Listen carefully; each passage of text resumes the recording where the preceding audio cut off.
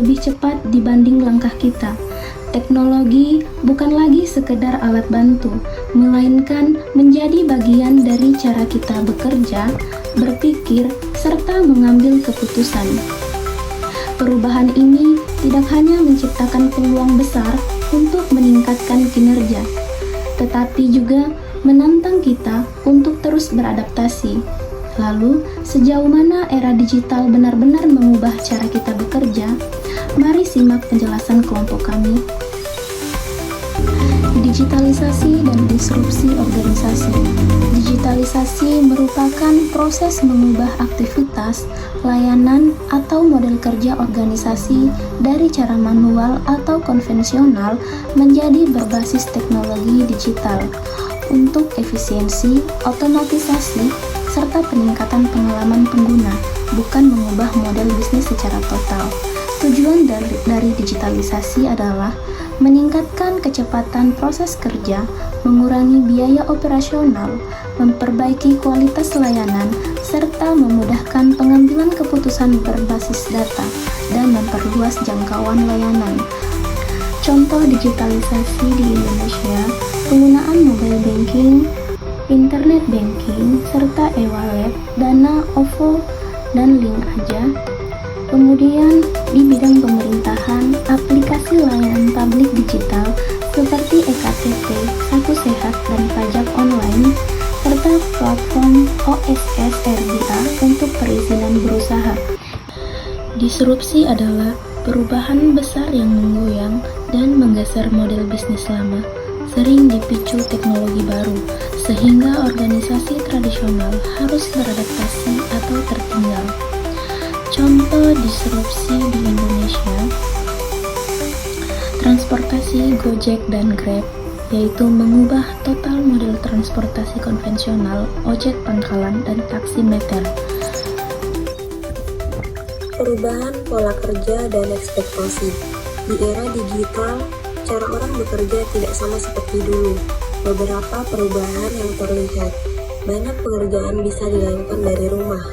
Atasan dan pelanggan ingin pekerjaan selesai lebih cepat. Karyawan harus bisa menggunakan berbagai alat digital seperti email, aplikasi meeting online, dan software kerja. Karyawan dan perusahaan dituntut lebih fleksibel, cepat, dan melek teknologi. Teknologi sebagai pendorong efisiensi. Teknologi membantu pekerjaan menjadi lebih cepat, mudah, dan hemat biaya. Contohnya seperti 1. Mesin otomatis yang mengurangi pekerjaan manual. 2. Aplikasi yang membuat pekerjaan dapat dilakukan hanya dengan beberapa klik. 3. Data yang mudah diakses membuat keputusan lebih cepat. Dan terakhir, teknologi membantu perusahaan bekerja lebih efisien dan produktif. Adaptasi budaya kerja digital. Selain menggunakan teknologi, perusahaan juga perlu mengubah cara berpikir dan kebiasaan kerja. Ada beberapa contoh perubahan budaya digital. Yang pertama, terbuka dengan cara kerja baru. Yang kedua, mau belajar alat atau sistem baru. Yang ketiga, lebih banyak bekerja sama lewat platform online. Yang keempat, cepat merespon perubahan. Yang terakhir, perusahaan harus membangun budaya kerja yang mendukung teknologi agar hasilnya maksimal. Studi kasus transformasi digital. Berikut contoh nyata perusahaan yang berhasil bertransformasi. Yang pertama ada Gojek atau Grab, mengubah cara orang memesan ojek dari cara manual menjadi melalui aplikasi, lebih cepat, mudah, dan transparan. Yang kedua ada bank digital, bank yang dulu mengharuskan nasabah datang ke kantor, kini bisa melakukan transfer, membuka rekening, atau cek saldo langsung lewat aplikasi. Dan yang terakhir ada e-commerce, seperti Tokopedia ataupun Shopee.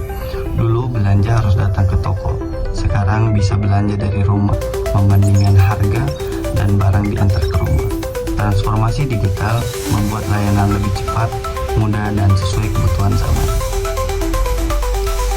Dengan memahami dan mengelola dampaknya secara bijak, transformasi digital dapat meningkatkan kinerja sekaligus membuka peluang baru bagi pertumbuhan berkelanjutan.